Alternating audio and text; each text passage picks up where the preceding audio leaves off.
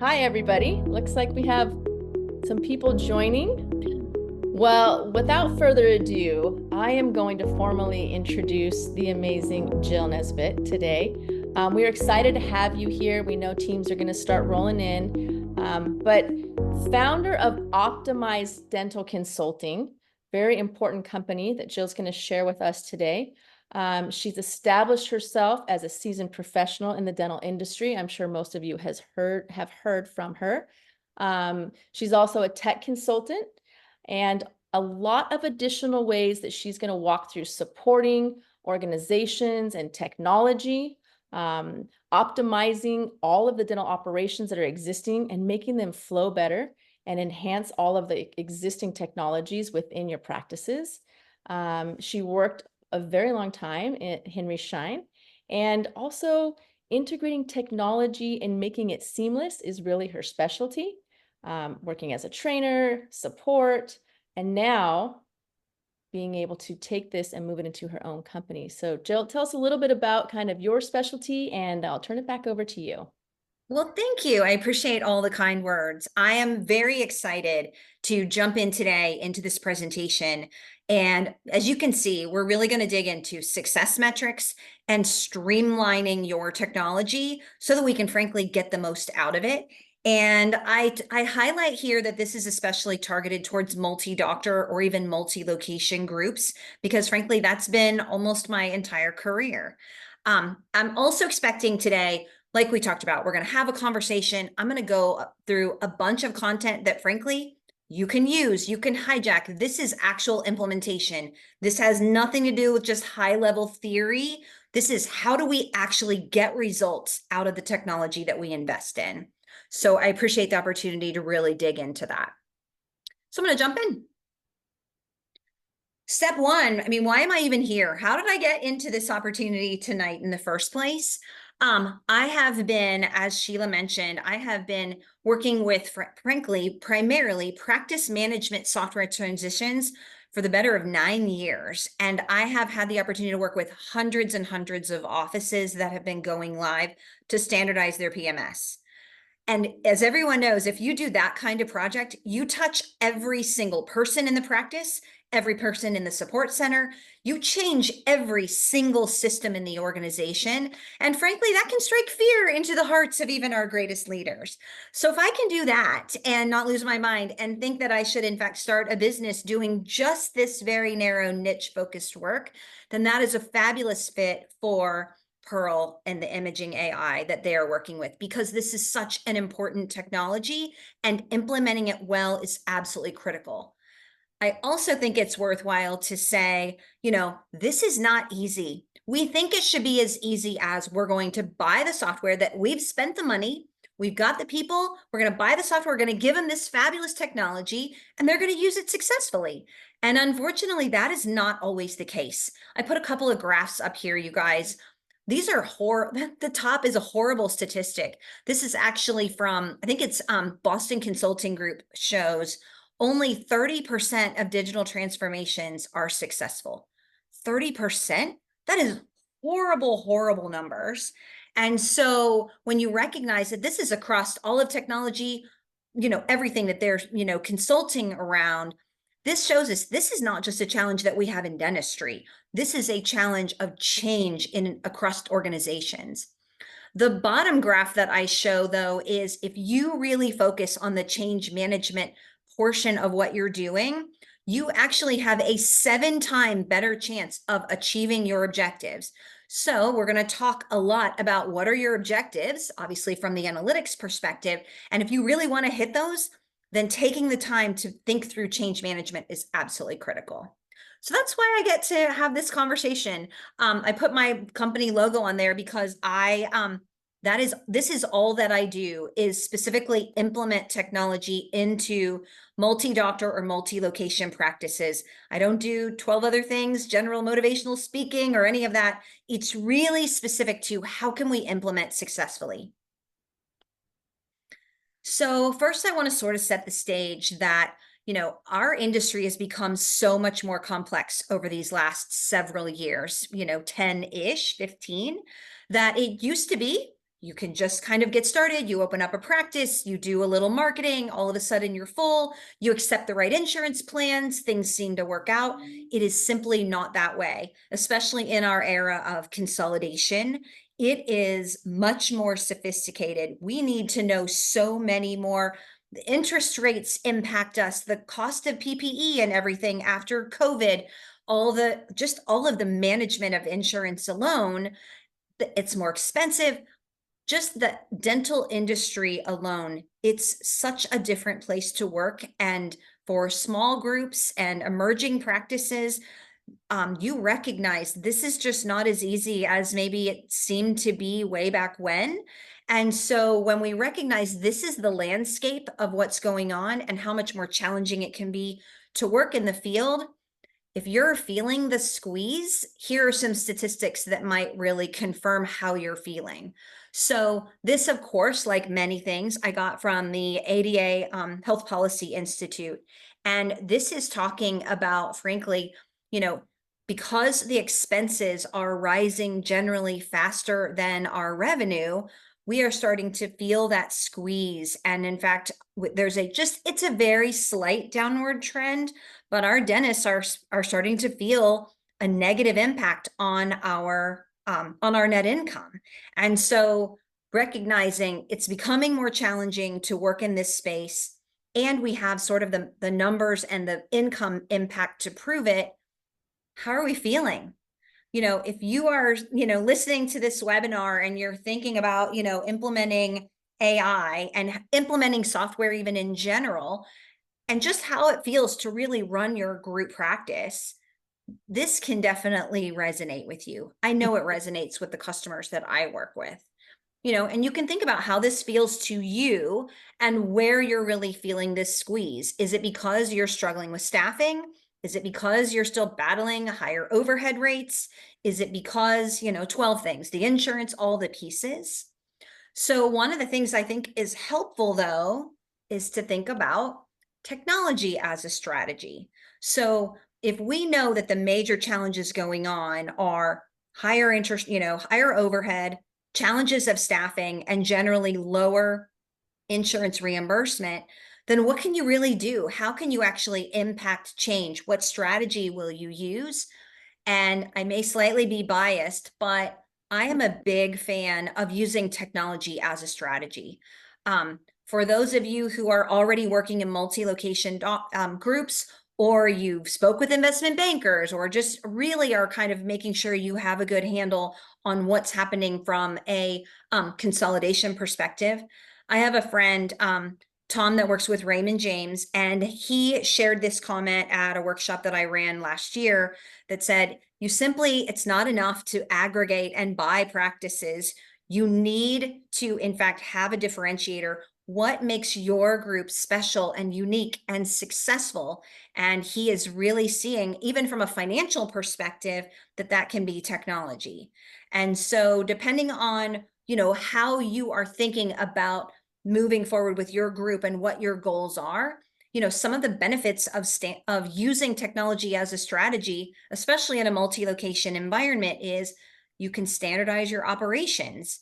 That allows you to have consistent quality, which I know is one of the pieces, a big piece of the puzzle with implementing Pearl, is so that multiple doctors, across the entire organization can generally be on the same page. And from a support perspective, that we can see what those numbers look like to make sure that we're providing the right support. It absolutely can increase efficiency, which is, of course, leads logically into time savings and cost savings.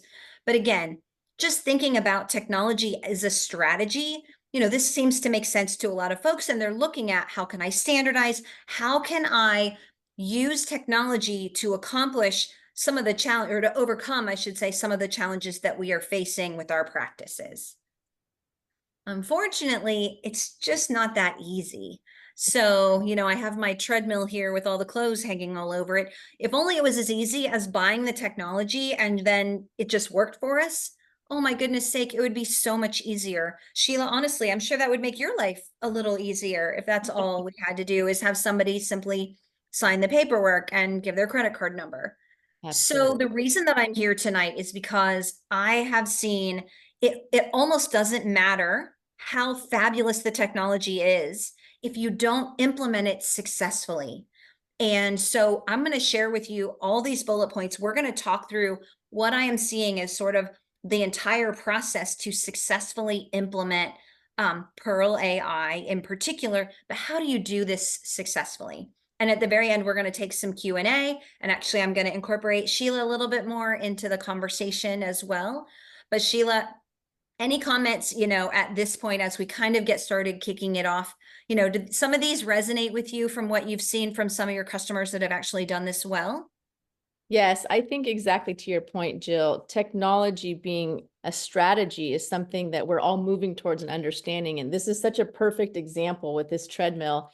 We're all guilty of it. We purchase an intraoral camera, and where is it? And is something charged, and how and why? And I think when you help us realize what's in it for me, for each stakeholder, we'll be able to have better adoption. And that's kind of where we've landed with Pearl, is finding ways to address those concerns in the workspace of time management, patient education, and overall kind of just satisfaction of your job yourself.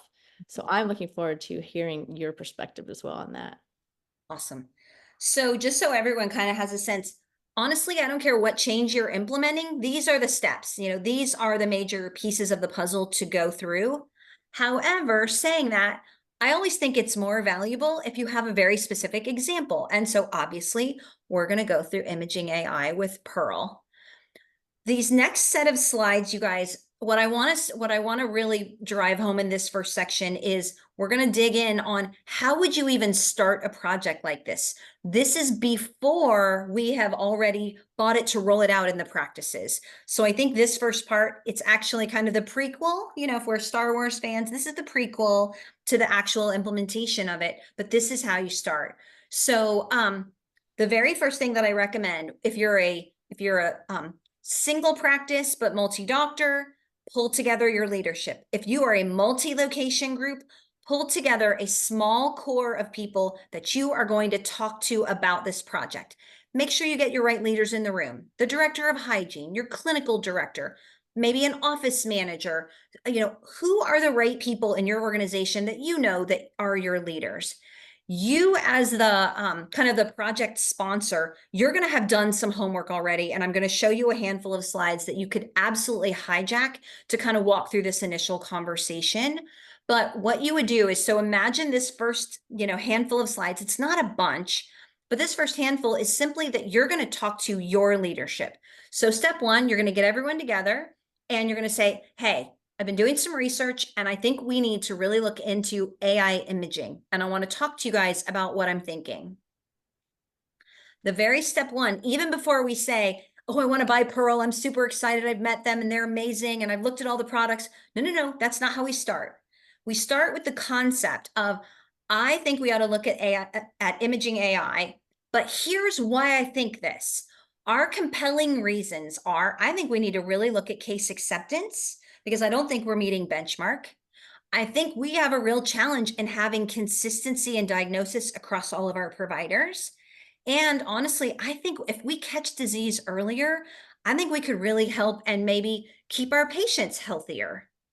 And the next piece of the puzzle isn't just like, what do you think and what you feel? Bring in some data. Now, I am happy to have been able to have Sheela share some screenshots and some data with me. But so, for example, I'm looking at this image here that shows, let's kind of start to the right. Okay, who have we completed route planning and scaling with? You can see 269, patients that we've done. Who have we planned it for? So the right in the middle, we can see out of pretty much all of our practice management software. What have we treatment planned and what's been completed? What we can't see on that far left is who might be eligible.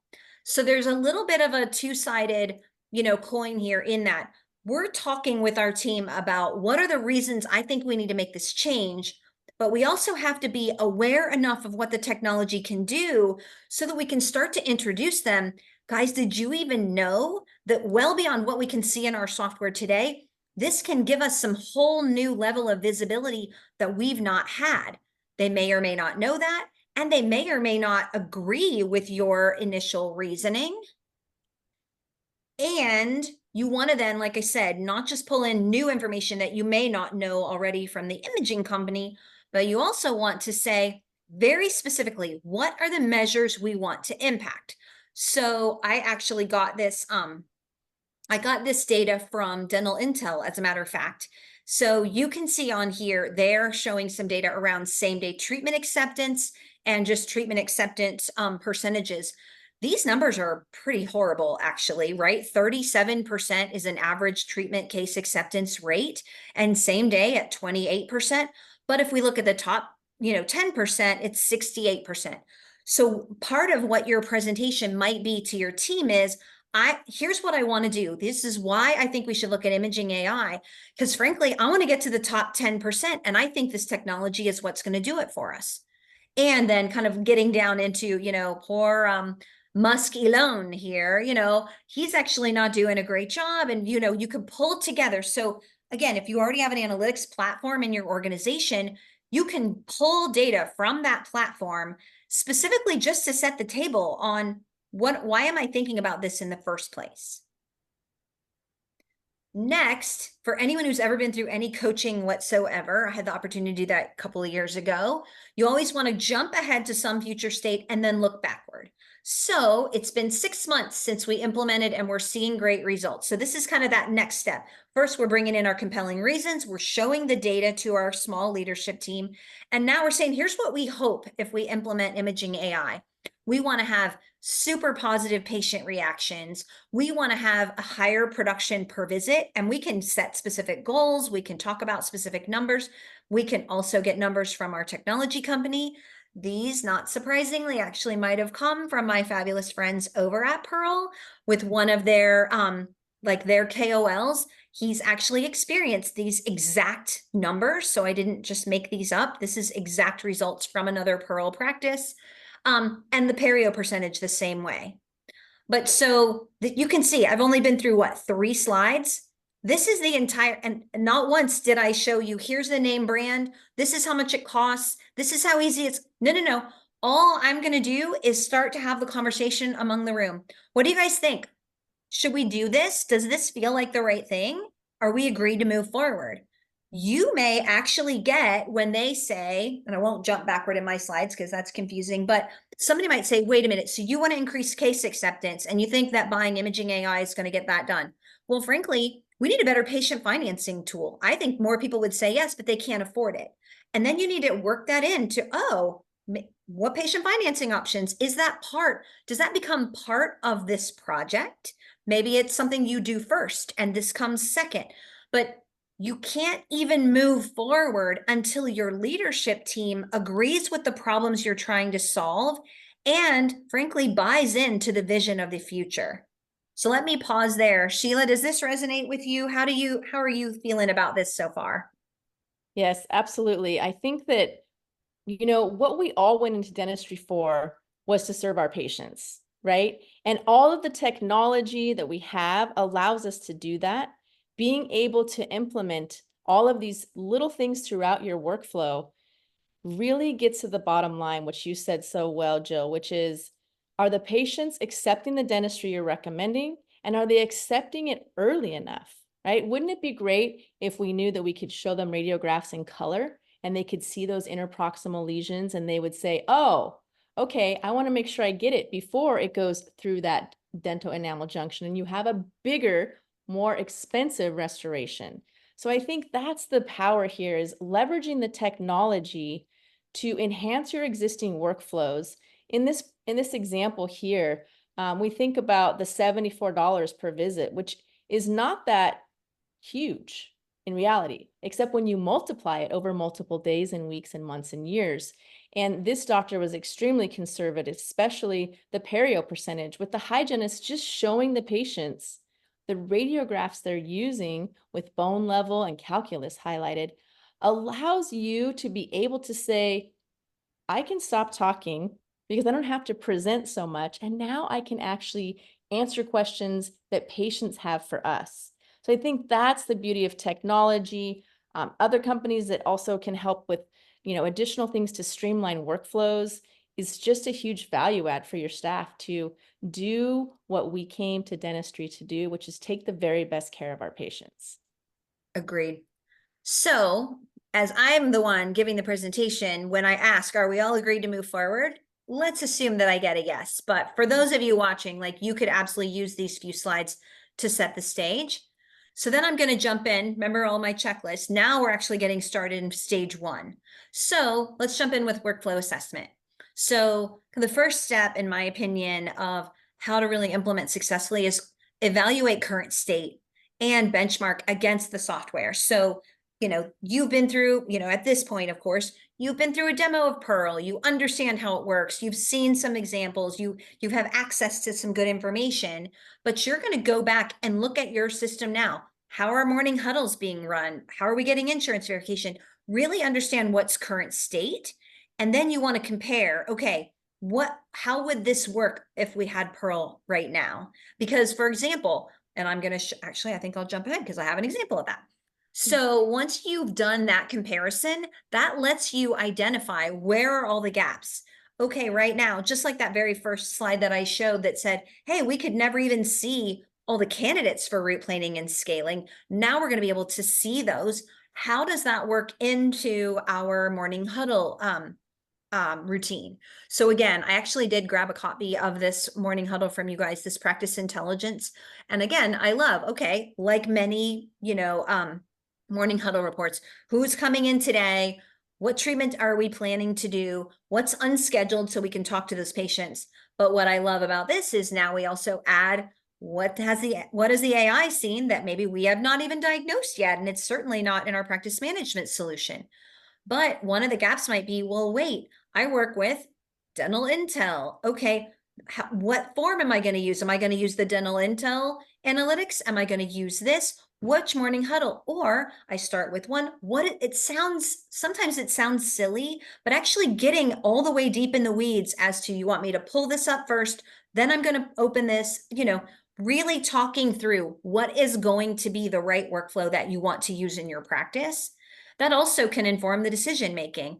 I'm leaning in a lot on the morning huddle piece, but okay, do we normally have the x-rays up in all the computers? Who's responsible to do that? Hey, do all the operatories have a computer with a patient-facing monitor? All the basic stuff. So you may realize we need to solve some basic IT hardware things before we can implement this or whatever. So the workflow assessment also informs, what do you need to prioritize for decision making? That also then tells you, all right, what should we expect? If this is where we are now, kind of getting back to, well, we're not really running morning huddles and now we're not really doing this, but also then being thoughtful, who is actually providing what services in terms of who can do that assessment for you. And if you say, nope, from now on, we're going to use the practice intelligence report because we want to see what the AI is telling us and be prepared to be watching for that and letting our doctors take a look and see, hey, does that look right to you? What do you think? Someone has to say, yes, we're going to use that form. And so who decides on the workflow changes is another important piece of that puzzle. You can't just assume that everyone's going to use the thing. They want to have somebody that says, yes, this is how we're doing it. Next step, and this is actually for Pearl, this is pretty easy, but I didn't want to skip this piece because you do need a project manager. If you're in a multi-location group, you need someone that's going to make sure, who's going to do all the installs? Are we making sure that training is attended? Did everybody get through their online course? Like some of the basic things. This role, communication skills are absolutely critical because they're also going to be coordinating back with the Pearl team in my example here. So a few decisions that you'll need to make. Who's going to be your project manager? Does it make sense to pick one of the hygienists, or do you think, no, I don't want to interrupt her busy schedule. I'm going to pull an office manager in for the first office that might do these things. Again, being thoughtful about who's going to lead this project. Pick the right office for a pilot. If you have 3 or 4 offices, which one is positive and enthusiastic, maybe open to technology? Maybe one of your hygiene leaders is there, but being thoughtful. Don't pick the one that, oh, their server's going to die, and so we need to hurry up and do this because our new x-ray system is all digital and on cloud. Like that is not, don't make it a rescue operation. Like you really want to pick for who is open from a change management perspective. And again, who's going to lead decision-making on standards? Like I mentioned, a couple of examples, morning huddle, if there's any clinical workflow changes about sequencing and who's bringing up the images, et cetera, et cetera. So I think a couple of those are pretty straightforward. Now let's jump into the really exciting stuff, which is, of course, the change management of this. So again, I couldn't resist putting this slide in one more time around, look, if you take the time, what change management actually means, we were saying change management a lot. I mean, what does it even mean? All this really means is that you acknowledge that you actually have to deal with each individual person. They have to be aware of the change, understand why are we doing it in the first place, then get their training, then hopefully buy in all these pieces that go along with handling. And that, why is the office manager in support of this? Because you're changing up her morning huddle. Why are the hygienists involved? Well, this is going to change how they are handling most of their appointments when they present this on screen. What about the clinical team? It really impacts pretty much everyone. So everyone needs to understand what is happening and why. And so that is where you can have a 7 times better chance of accomplishing. Remember the success metrics at the beginning? You can actually have a 7 times better chance of improving or impacting those if you take your time and implement this differently. Let me also pause and say those few slides that I shared at the beginning about just for your leadership, you can actually, once you're completed, you can actually use some of those same slides and use that as a rollout to every single location. So again, why are we doing this? What are the compelling reasons? You can share that same story with all of your teams and help them understand we're not just doing this because we want to add one more thing onto your list of responsibilities in that 45-minute to an hour pro fee. We really want to support you and impact these results. All right, Sheela, get ready because this is where you're going to come in, right? So I did have the opportunity then to talk a little bit more with the team about, and I said, look, if we're going to talk and do a webinar on change management and Pearl AI, well, let's just talk turkey. Okay, what are the major challenges that we have when we want to implement Pearl or any imaging system, quite frankly, into a practice? And these are really the top 3 that, you know, the Pearl team and I talked about. So Sheela, I'm going to love your input on these. So I'll kind of bring them up and we can kind of go back and forth. And I would love your experience. You have far more in detail, in practice experience with Pearl than I do. But man, I live this too. I see this on all sorts of fronts. So, you know, just setting expectations. If the first major challenge is that the doctors are frustrated, wait a minute. This thing recommended that I do treatment that I don't need to do, and they can feel frustrated because the expectations were not set, you know, maybe properly at the beginning. Why don't we do these kind of one at a time? I think these are worthwhile enough, Sheela, that I want to give you the opportunity to kind of speak to each one. You know, do you want to speak to what you've seen here, or if there's any other comments? And we'll just do them one more one. Sure, that sounds great. So it's a great point you bring up. I think the word expectation stands out. And even when I came to Pearl and I heard about AI, I thought, wow, AI is perfect, right? And I think that was a kind of a myth that I didn't understand. As we moved into the first stages of Pearl and working with teams, the doctors were like, really, do I really need this? Like, am I better than the AI? And over time, what they've figured out is they have full autonomy. They are still incredible clinicians. Pearl's called a second opinion because we're going to point out pathologies. So I think when we understand maybe a patient's coming in for a broken chipped tooth, and all of a sudden you're also seeing a periapical radiolucency on another image, or you're seeing an interproximal lesion that's moving closer to that dentin, it's planting the seed. And it's reminding the dentist too, hey, there's something else going on over here, just like a highlight of your radiographs. So setting clear expectations that it's Pearl plus the clinician yielding the best results, I think is the number 1 step to a successful rollout. Perfect. And you can do that in the change management conversation, right? Early on. I think the second piece, hygienist overwhelm, right? I think everyone overwhelmed, but I can totally see this. You know, if our hygienists are feeling like you've got to be kidding, and I'll throw in the assistants too, even though I kind of cherry picked here since there's so much perio opportunity, I think, with the system as well. It just can feel really overwhelming. What is one more thing? You know, my experience with this is that just, I used to joke, we can't solve world peace. When we start thinking in this, I have to do all these things and it's so big and there's no way to handle it. Bring it back to very small, specific steps. Talk to me. Where is your real concern? Is it, well, my computer is so slow. Okay, well, let's fix that. Or, whatever the specific problems are, get very, very narrow. And it's good to flip the script. I totally hear you. It can feel really overwhelming. We're here to help and figure out these, and again, starting back with the original, why are we doing this in the first place? You know what? We know that if you have better case acceptance and better hygiene production, you'll actually end up making more money. We'd love to be able to make sure that we can cover your compensation, especially as we're all paying more for our staff, right? Or for our teams. So I really want to see how can we help? What would that look like, et cetera. But really then turning that to say, let's again, understanding what the specific concerns are, and then saying, okay, now instead of just listing out all the concerns, let's also partner together. What do you think we should do? And then you ask a question, then you have to zip and listen, because they can also help to be part of the problem solving. But you probably seen this more often than I have. Sheela, what have you seen that's been really helpful for when team members just feel like it's overwhelming? There's just one more, it's not even specific to Pearl. It's just one more thing they have to add into their appointment. Yeah, I think we all face this, especially we talked earlier about the staff shortage, the decreased compensation from insurance companies, all of the stresses that are overwhelming throughout the day. As a hygienist myself, I would go into some of these trainings and think, oh boy, are they going to add 10 more minutes to my hour? Because how am I going to do fill in the blank? And coming to Pearl and seeing a prime example like you showed, which is the morning huddle audit, right? And that, if you noticed, was per provider.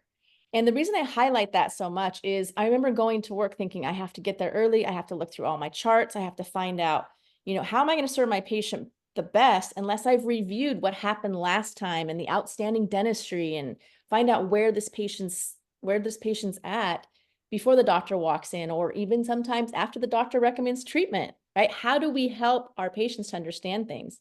So when we start with that morning huddle, we take away the stress. We're telling the hygienist which patients need x-rays, which patients need probings, which patients have unscheduled dentistry. And for the front desk, that's a great way to fill holes for the day and add same-day dentistry. So for the overwhelming feeling, I think the nice roadmap brings in a settled feeling when you walk into your day because it's already done. When it comes to the radiographs, though, it's so much more fun when you're showing areas of decay or even calculus in color, because the patients now say, oh, okay, that's my right side. I see the little pink one, or I see the calculus. I think it's important to think for just a moment how much of a struggle it is for hygienists to explain scaling and route planning, right? It's something the patient walks in, it's asymptomatic, they've never heard about it, and you're talking about strange things that are living under their gums. So imagine just bringing a picture to that decreases the overwhelming feeling of having to repeat that concept in those conversations over and over, and seeing the patient's eyes light up is really helpful for job satisfaction, right? Yeah, I think that's really well said. And I realize this resistance to change as the third piece, that's for all of us. It doesn't matter who you are, really. It doesn't matter if you're in dentistry or not. We all, with one more change, one more technology, one more thing we have to learn, another login, some of these things. Again, my recommendation and what my experience is you have to hear them out. And then it really is shifting from all the venting and the frustration. If that happens, I always pick up a pen and start writing. Okay, so you're frustrated about this and this and this. What else? Like, tell me all the frustrations, because then we're going to flip it. And now we're going to go through. All right. So the first thing you said is your computer stinks. All right. Tell me about that. How are we going to solve that? Oh, it's too slow. Okay. So then we're going to work on getting the next thing you said is, whatever. And it can be as outrageous as each one, but each one of those gets its own line item. And then we pivot over to problem solving. I don't know, Sheela, any other thoughts on that last piece of the puzzle? I think the only key factor here is to normalize this, right? We're all aware of the resistance to change. And so when we go in proactively addressing that, I think it puts everybody on the same playing field. I think when you're learning any technology, of course, more specific to Pearl, it's one button. We're already taking x-rays, we're already showing x-rays. So although the resistance to change is there, it takes the aha moment with the patient to see their radiograph review differently and them accepting dentistry. And then the change management and the resistance to change and the overwhelming and the frustration kind of goes out the door because they're seeing that case acceptance on the dentistry you're already recommending. So I think that's kind of the only key point is to normalize the resistance to change. And then how do we work through, Jill, something you said earlier today was, you know, when we're working on a rollout plan for any type of change management, we need to align in the very beginning with the philosophies of the practice and understand their goals and their objections and previous things they've implemented and the challenges they face. And I think when we bring all of that to light, then we have an easy way to move through all of these concerns and these challenges. Agree. All right, I'm going to zip through a couple more things. Success metrics. Well, frankly, yes, this is an incredibly important piece of the puzzle, but frankly, we've already set, if you're doing this right, you already showed this in the very initial conversations on change management. People know these are the reports. This is what we're going to be measuring. Here's how we will know that this is successful. And again, I do think that actually helps with the change management piece. How do we know this is going to work? Why are we making sure people know, why are we even doing this in the first place? And so really getting back into, okay, and some of the structural, who's going to pull the report? What report are they going to pull? When are we going to review it? Kind of the journalist, who, what, when. And then based on, what we're seeing, do we need more training? And in fact, I'm going to jump to my next slide because I think it's super critical to get utilization reporting. So, this is actually showing a multi-office report. So green is an office, blue is an office, pink is an office, as I understand this report, because I, of course, hit this up from Pearl to get this. Because what you want to know is, how are we doing? Who's using it? Who's not using it? Or who's using it successfully? So when you have this piece of the puzzle along with the page before, right, where I'm showing you, we're doing this so we can impact case acceptance and production numbers, because our production isn't going to go over overnight. We want to start to see, are we actually logging in? Are we using this? What does that look like? And then how does that back into the actual success metrics? That can help us when someone's resistant to change. And you say, friend, I know, and you can also know who's doing well. Like, this first week, I can tell my green office is killing it. So I'm going to match my green office maybe up with my, blue, because in the second week, my blue office is not doing so good. So I think those are some of the things too that you can see from the data. How do I pair up? If someone's being successful, find out what's working really well for you, as opposed to what's not working well over here. And it might have nothing to do with anything other than, I don't like my computer, or so-and-so is out sick the other week. She didn't log in because she was on vacation, for heaven's sake. So, I think the reporting end on these success metrics really can reinforce the why and help us continue to make adjustments to get to where we want to go. Software setup for Pearl. This is actually pretty straightforward. I think this page, I just kind of want to speak about this kind of in general. I'm a big believer in set up the software the way that works best for you, not necessarily following the status quo. So what I see a lot is, hey, we've got this new software and maybe the messaging got out. Maybe everybody didn't attend the training, or they attend the training, but they were really on their cell phone and didn't exactly pay attention. So people end up, we default to the way we've always done it, or the way our last software worked. So take a pause. And that's why early on, if you can start with the workflow assessment and say, this is how we've done it, but this is how the software lets us do it moving forward. Now, based on the way you really want it done, change the way you set it up to set yourself up for the new plan. And these are big changes, you guys. When people have had other software and you want to really take advantage of the new system, You have to come to an agreement. Who are your decision makers that are going to say, we are going to use the new system in this way, and now we're going to set standards to that point. Past like general ideas on software setup, there's not a bunch from my understanding, and Sheela, I'm going to ask you to comment on this too. There's really only, you can set the colors from my understanding on the measurement. That's probably one of the major setups. So there's not much setup in this system, which makes it a lot easier than the world I've lived in with setting up an entire practice management software sometimes. But it's really more around who's going to guide the workflow and the decision making on what is the talk track? How do we want to explain this? How do we use this and how do we achieve that clinical consistency? Sheela, will you kind of share a couple of your best practices on what you've seen work well here? Yeah, and I think to your point, Jill, again, another great point, there's not a setup with Pearl. So if you want to customize the colors, that's great.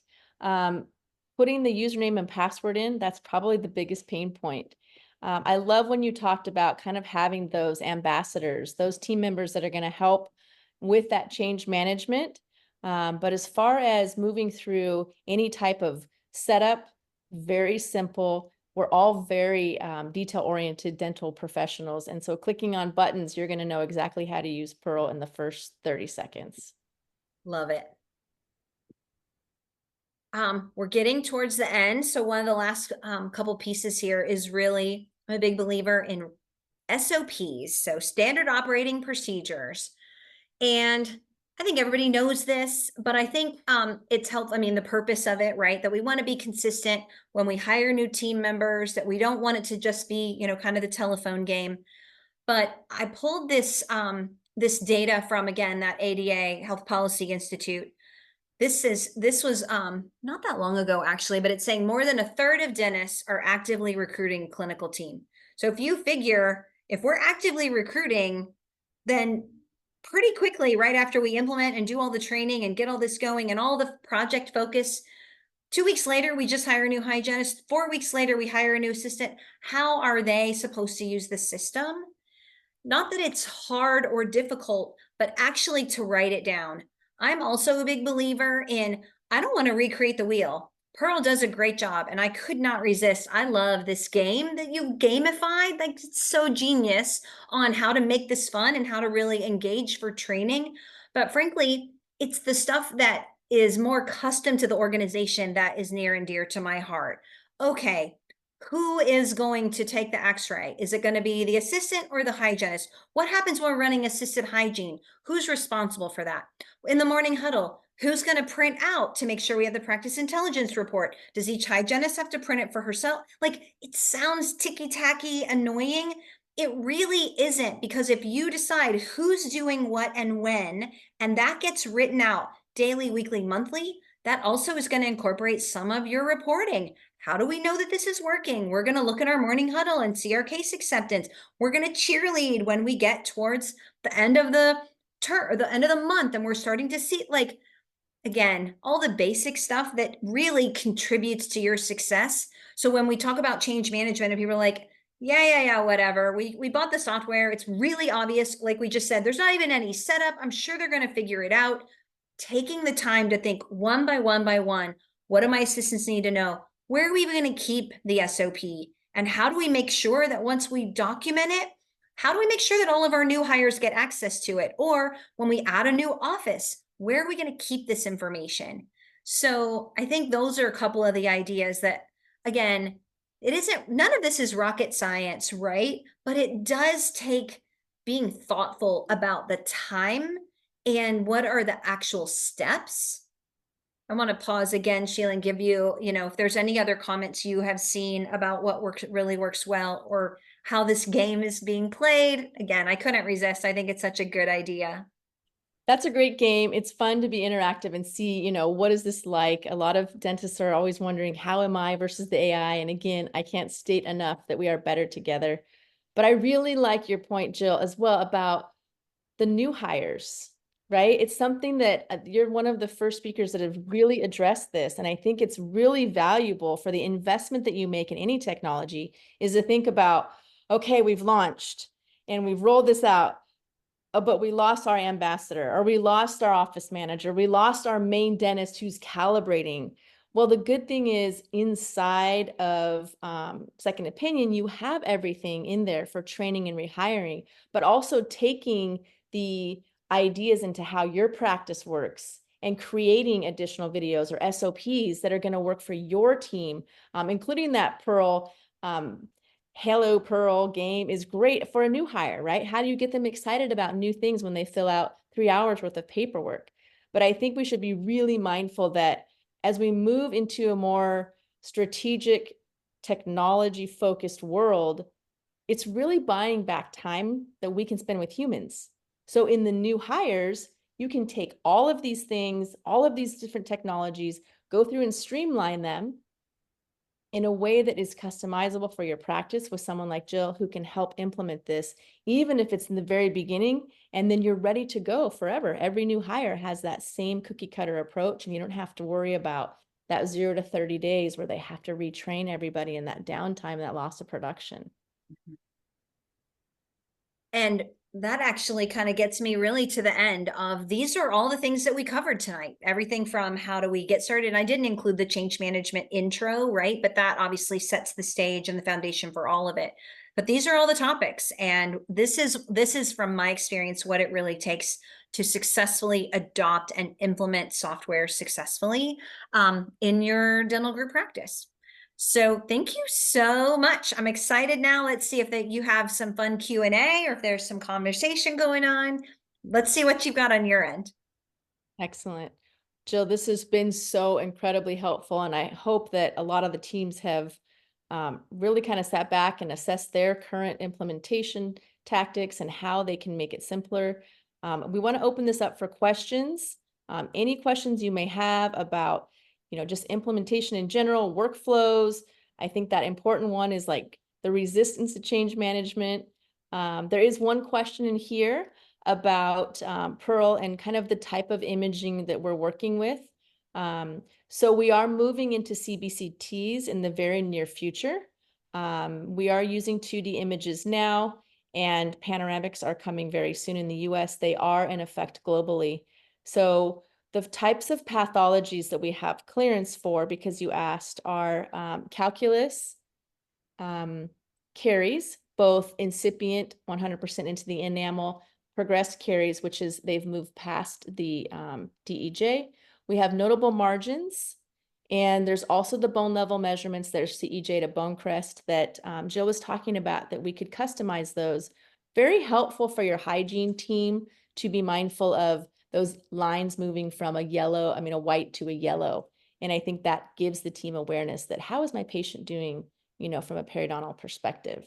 So I think it's important to, again, my favorite part of coming to Pearl was, wow, this is really the highlighter we all have been looking for, to show the patients exactly what the dentist has been saying all along.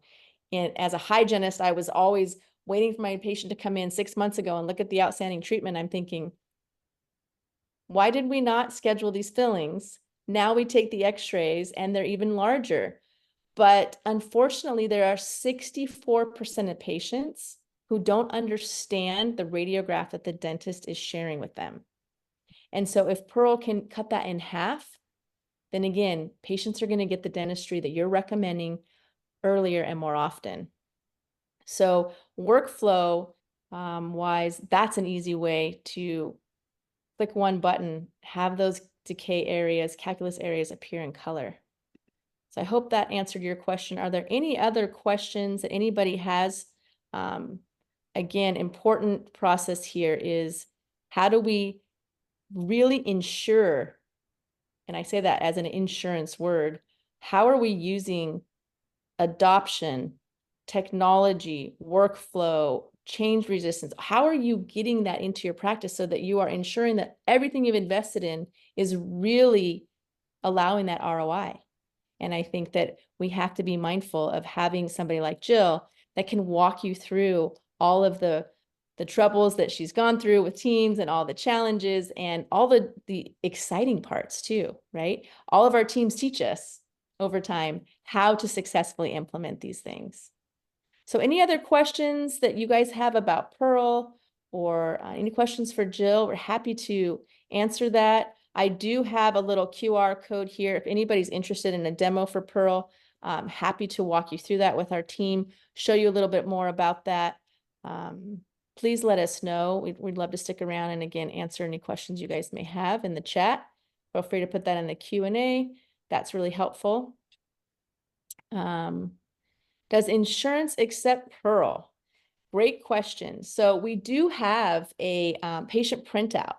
And what this will do is it will actually allow your teams to move into a PDF or JPEG or however you're going to do it and share those images that you are sending to the insurance companies so that you are allowed to get less denials on a consistent basis. So a DSO that I had worked with back in Texas a couple years ago said, hey, Sheela, so we've been taking screenshots of the AI images with the bone levels, and we don't have scaling and root planing denials anymore. And I thought, that's so incredible. We never really thought of that and actually built that tool because of the teams that were using our AI images to submit with claims. So prime example, teams that sign up with Pearl will look into their denials. They'll resubmit the scaling and root planing claims, of course, the periodontal charting, the radiographs, but with the Pearl radiographs, it highlights that area from that CEJ to the bone crest, and they're seeing less denials. So the more patients get paid, the more we get paid, the better, right? Sheela, I have a story on that, almost exactly similar. I worked with a really nice multi-location group. And what they found, and I was working with their revenue cycle team, and they're one of their insurance team members. She spent 1 week a month focused on all the denials. And that dealt with whether it was crowns or whether it was whatever, but a lot of it was on exactly what you said on, hey, do we have the right bone loss to justify a 4341?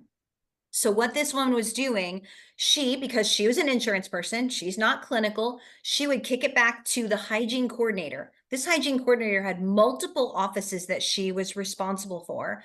So now she's got this laundry list of emails that she has to save and go through. She would have to go in, look at the x-ray, do her own, because I don't think they had any imaging AI, which I, by the way, recommended to them. But they're like, so she actually, and then she would come back and say, no, it doesn't actually justify it. So she had to go back, tell her hygienist, hey, guys, we're not doing this right. We need to keep making sure you guys are educated on what does it take with the insurance. So think about how much time was wasted. The insurance manager was wasting her time. The hygienist didn't have enough information and didn't have the tools to successfully use it. Now we've got a hygiene coordinator spending all of this time. It's just a lot. So that was definitely one of the pieces where I was like, oh my gosh, this could be super incredibly helpful just for one tiny piece of the puzzle, much less all the other great things we talked about. Yes, I agree. I think having any kind of technology, even this simple thing for both insurance claim submission, right? Any more data you can give them, just proactively just send it. That's my method. But think about maybe the treatment plans that walk out the door, right? Why not staple this image directly on top of the treatment plans? Why not send these types of images that have the patient-friendly information, the tartar, progressed cavity, little tiny cavity? Why not use these visual aids to be able to help the patients understand that dentistry, help the insurance companies understand this is a need for scaling and root planing? So again, anything we can do to help teams, that is the goal with technology. Somebody would like to have the recording, we'd be happy to send that to you. If you'd like to send your email in the chat, I'd be happy to send you the recording as well. You know, I don't want to get over my skis, but I would also say if anybody wanted, like I talked a lot about this change management and how you could totally hijack the deck. It's not this deck exactly, but it's very, very close, focused on change management. I have that. If somebody wants to go to my website, it's free on there too. Just the whole change management template deck. So anyway, I don't know, Sheela, if we want to put that in there, but that's something else. I'm such a big believer. If you can get the why, all the great things that you talked about, then you get, here's how it can be done. So anyway, just a thought. Absolutely. Can you share your screen, Jill, and just put your website up one more time for us? I would be happy to. In fact, wish I had my, let me see if I can get out of this and actually go there. That would be great. Super helpful, all of the resources you shared today. And again, any type of change management, if there is a roadmap that we can help you with and align with your team's philosophy, you're going to be in, it's just such a better way to be more successful with that rollout plan. So thanks for giving me the opportunity to do this. If I can find my mouse, it's just here, a free change management slide deck. So if you click here, then it's simply going to say it's all free if you give me your information. And then it comes, in fact, I'm kind of excited. You get not only the deck, but I've recorded a little video of me like walking through, and it's like 20 minutes of like, okay, here's what I have here. You could totally switch this out. That is a different example than Pearl. But again, it's the concept of what, establishing the why so that you can actually get the real benefit of Pearl, from using it. Excellent. And any other questions you guys have? Again, happy to stay and answer anything you guys have available for us question-wise. We want to make sure we're answering all those questions. There was a lot covered today. I feel like I want to go to an 8-hour seminar, Jill, and have you break down each slide actually, because I could take 20 pages of notes. Oh, we could get so deep, right? Well, I thought you were super helpful. I appreciate your expert knowledge. I think you and I are a good fit from my maybe more on the business, side, and you deep clinical. I think we're a very good pair. Sounds good. I agree completely. Well, I guess we'll give it a few more minutes, but I think probably most of you have asked the majority of the questions. Very thankful that you came today, and we hope to hear from all of you at some point and look forward to seeing you on future webinars or have Jill help you out as well. It looks like that free change management slide deck would be a huge win for any practice. And again, any interest in Pearl, we'd love to just walk you through a quick demo, see if it's a good match for your practice. I think it's a great match for every practice. Again, from a clinical perspective, if we can serve our patients, the production will always follow. Have a great night, everybody. We look forward to seeing you sometime soon. Thank you again, Jill. We appreciate you. Thanks, Sheila. This was fun. Okay, take care. Bye-bye. Bye, all.